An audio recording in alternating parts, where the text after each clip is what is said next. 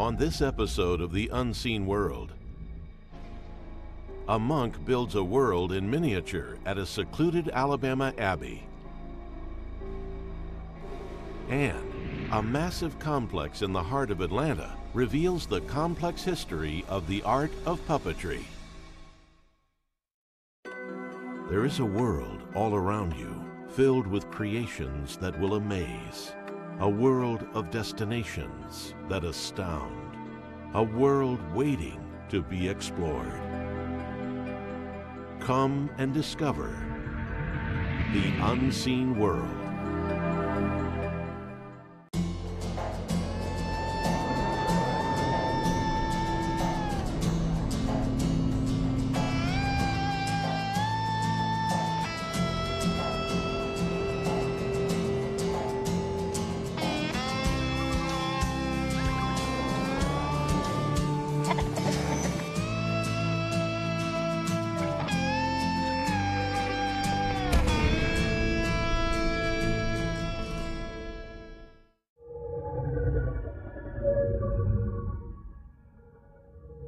This is the story of Brother Joseph Zodel, a man who created an entire world in the backyard of his abbey.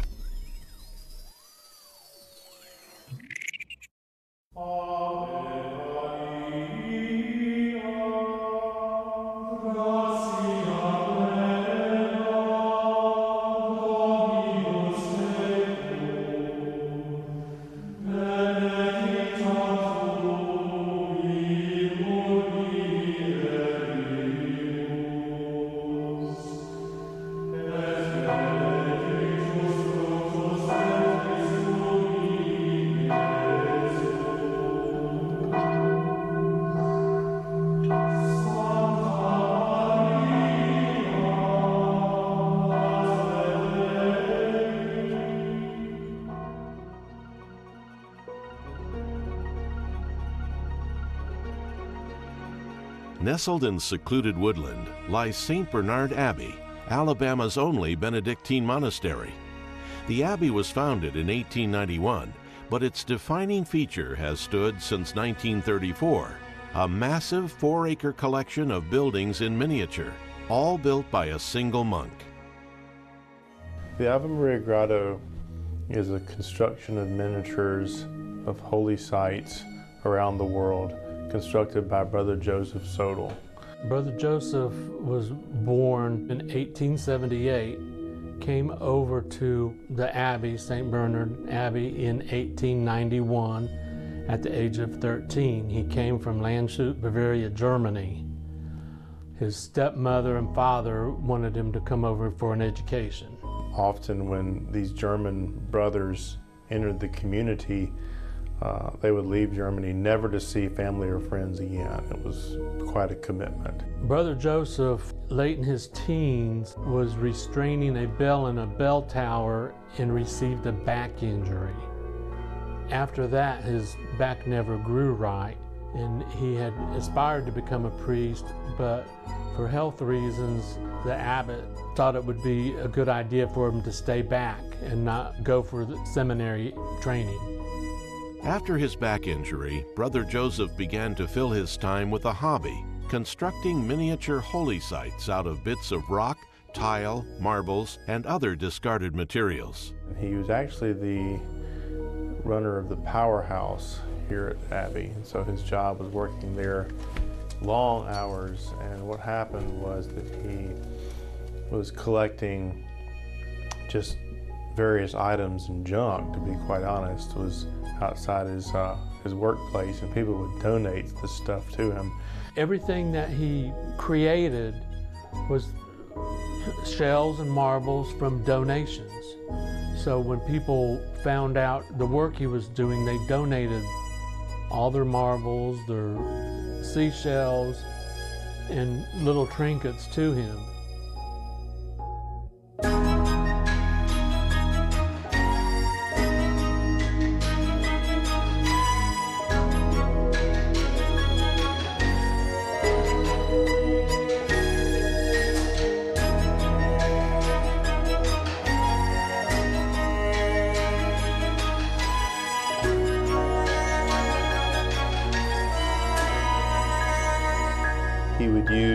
pictures of the place. Like, for instance, if he was building a model of St. Peter's Basilica, he would just use a photo of that and be able to construct a miniature of it.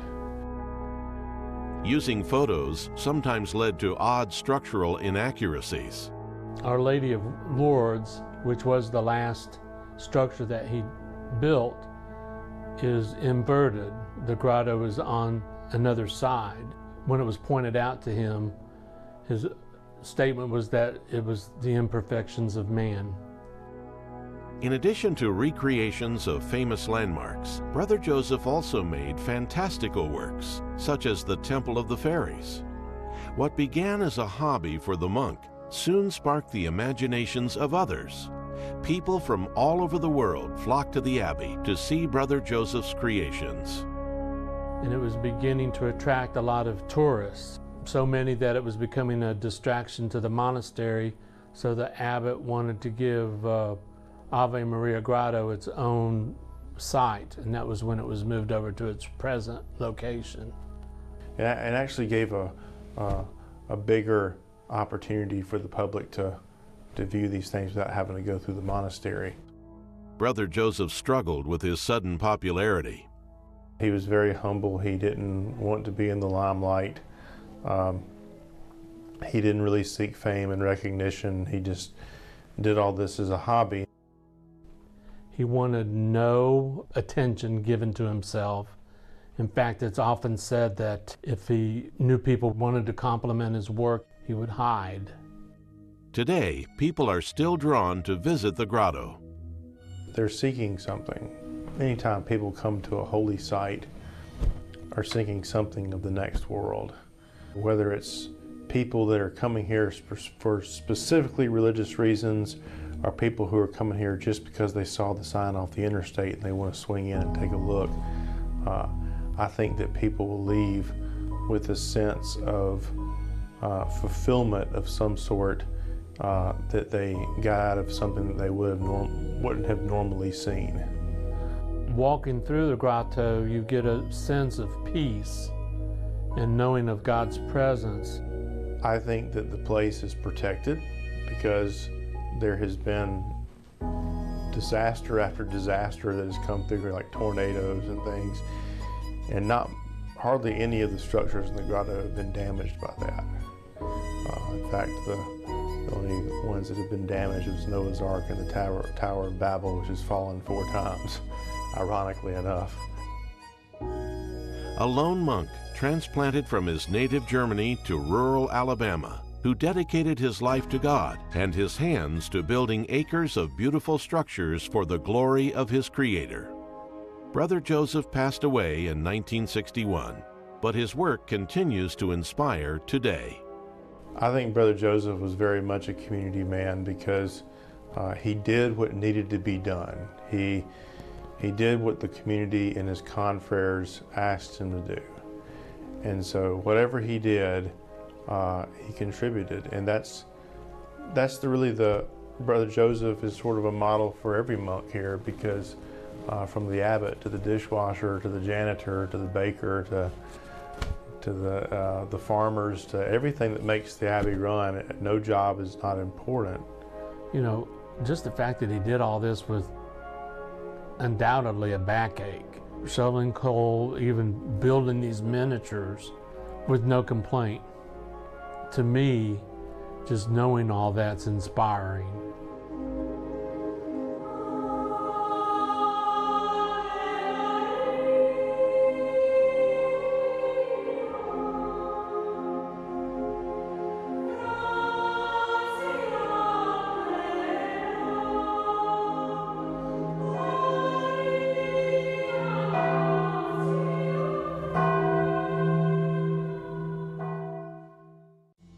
Stay tuned.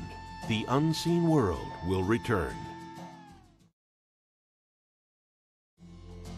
Now, back to the unseen world.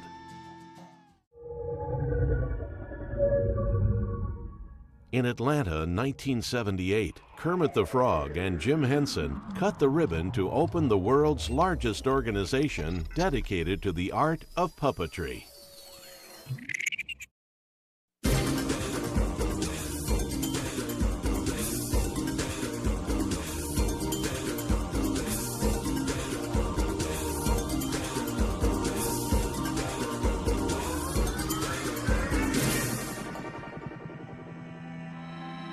I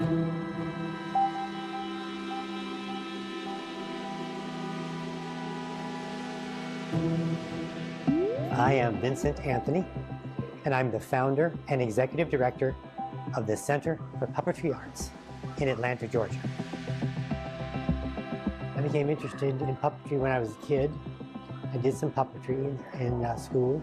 Then as an adult, I had the chance to audition for a puppet company in New York. I was working in New York at the time, and I got a job as a puppeteer and fell in love with it.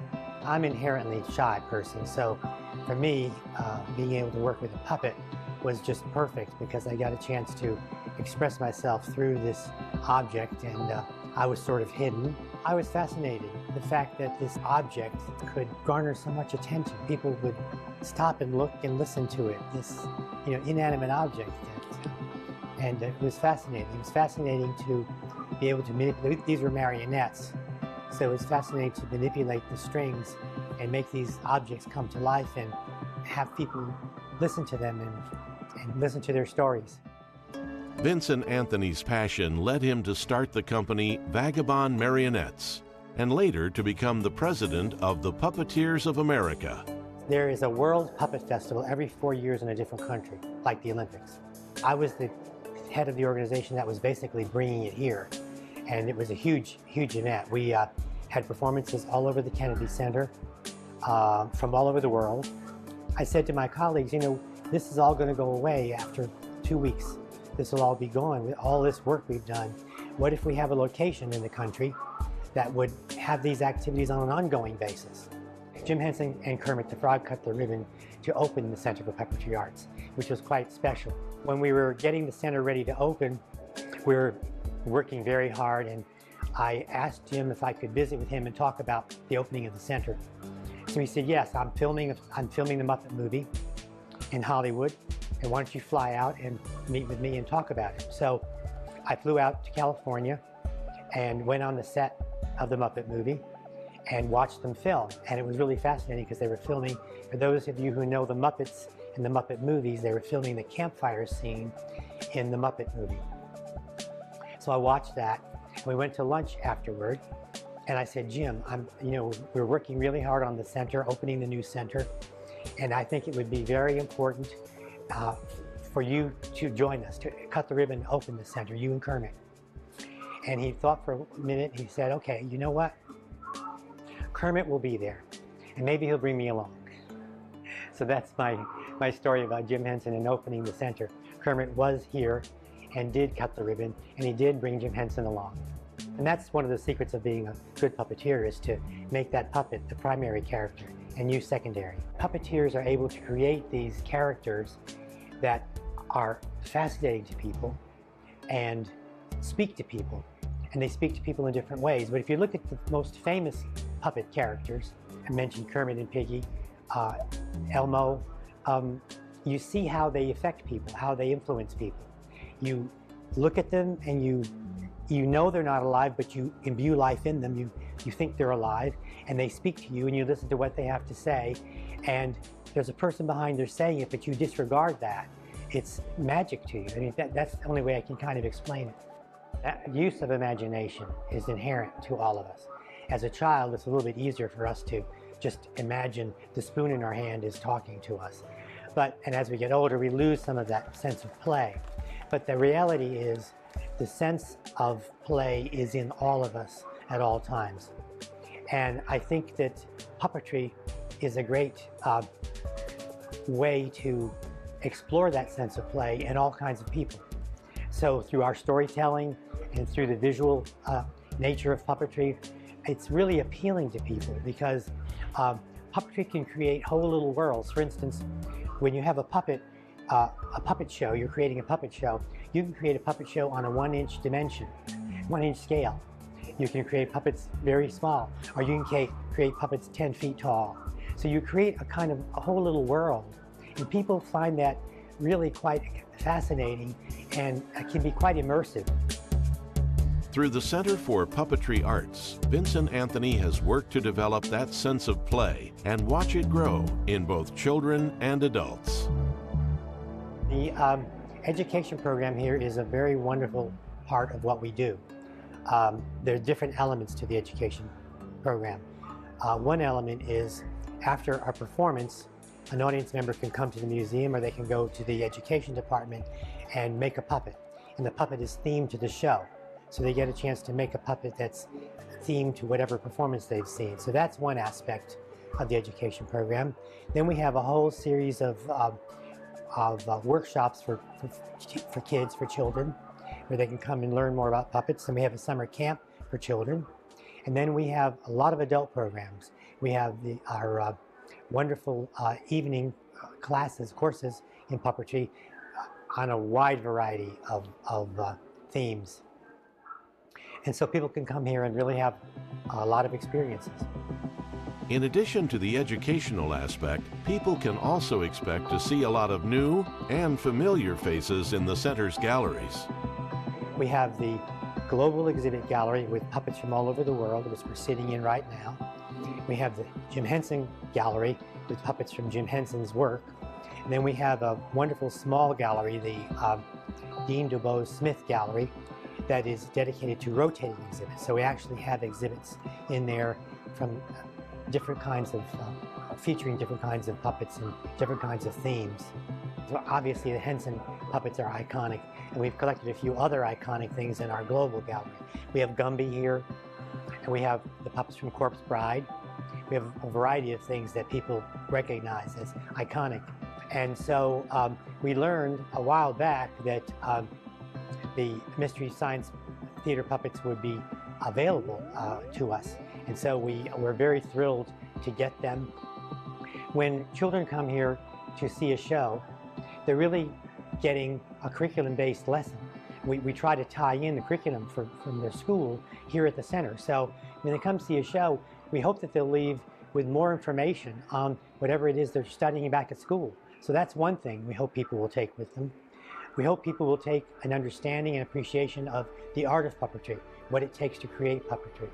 We hope they'll take with them some information maybe about their roots. I mean, it may be that in this gallery here, in this global gallery, that people will find some of their history here, some of their history in Spain or in Italy or in France, that they'll come to recognize some of their past. So there are a lot of different things we hope people will take away with them. I hope they leave with a lot, but I'm happy if they leave with a smile.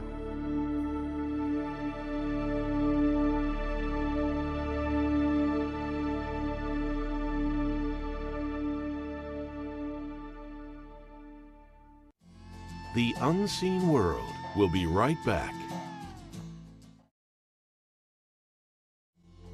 We now return to The Unseen World. If you'd like to visit the locations featured in today's episode, here is more information. Ave Maria Grotto is located in Cullman, Alabama, and is open 7 days a week from 9 a.m. to 6 p.m. in the summer and 9 a.m. to 5 p.m. in the winter. Tickets are $8 for adults and $6 for students, with discounts and overnight lodging available. For more information, visit AveMariaGrotto.com. The Center for Puppetry Arts is open Tuesday through Sunday. Ticket prices and current programs can be found on their website, www.puppet.org. The center also offers a special discount with the Renaissance Atlanta Midtown if you're traveling from out of town.